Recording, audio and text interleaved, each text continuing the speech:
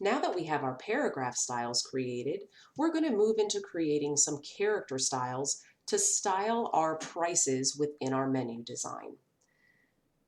Click on the Character Styles panel.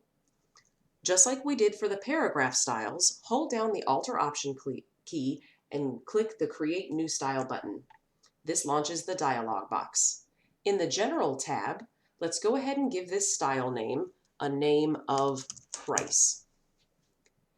In the Character Color tab, we're going to choose the Restaurant Red swatch and make sure that it's applied to the fill color of the character.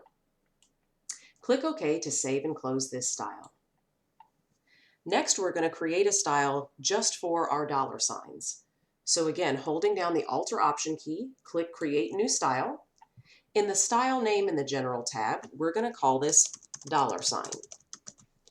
Additionally, we want to make sure that the dollar sign matches whatever style is being used for price, and that if any changes are made to the price style, that would automatically update in our dollar sign style as well.